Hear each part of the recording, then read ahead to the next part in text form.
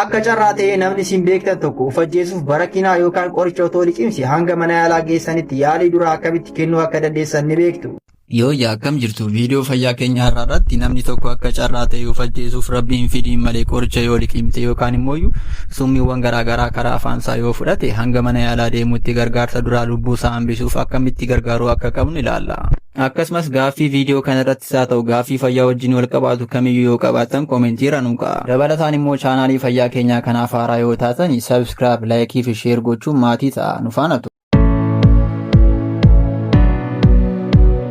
Akkuma beektan biyya keenya keessattis haa ta'u akka addunyaatti namoonni baay'een lubbuu isaanii balleessuuf yookaan of ajjeesuuf yaaliiwwan garaagaraa ni godhu. Namoonni of ajjeesuuf yookaan immoo lubbuu isaanii irratti miidhaa geessuuf qoricha yookaan summii karaa afaanis haa ta'u karaa garaagaraa fudhatan keessaa baay'een isaanii gargaarsa duraa otoo sirriitti kenname lubbuun isaanii hambisuu kan danda'amudha. Kanaafuu viidiyoo kana irratti gargaarsa duraa yookaan immoo first aid akkamitti nama summii yookaan qoricha liqimsuuf akka kennuun ni ilaalla. Dura nama qoricha yookaan barakinaa dhuge sana karaa dalgaa ciibsu sana booda qoricha yookaan summiin dhuge sun uffata isaa irratti dhangala'uu waan danda'uuf uffata isaa irraa jijjiiru.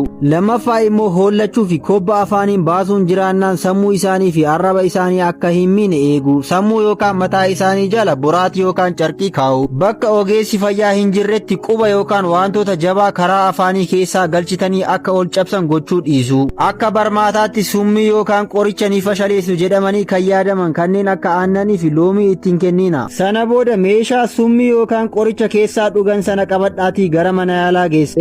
Egaa viidiyoon fayyaa har'a qabadhee isinii dhiyaadhe kana fakkaata ture. Erga nama summii yookaan qoricha liqimseef gargaarsi duraa akkasitti kennama jedhee saayinsiin kaa'ee sinoo maal jettu yaada keessan koomentiirra naa akkuma sila isinitti hime gaaffii fayyaa wajjin wal qabaatu kamiyyuu yoo qabaattan yookaan immoo viidiyoo kana irratti wanti isin hin galle yoo jiraate koomentiirra naa ka'a. Akkasumas namoonni rakkoo fayyaa kamiyyuu qabaattanii qaamaan dhuftanii yaalamuu fi nu mariisuu barbaadan bilbila piroofaayilii jiru irratti beellama qabattanii mana yaalaa keenya qaamaan dhufuu ni dandeessu. Viidiyoon fayyaa har'a isinii dhiyeesse yoo isinitti tolee fi barumsa yoo irraa argattan chaanaalii kana sabskiraayib, laayikii fi sheer gochuun maatii ta'a. Egaa viidiyoo fayyaa biraatiin hanga wal agaruutti nagaan turaa fayyaa hin dhabinaa.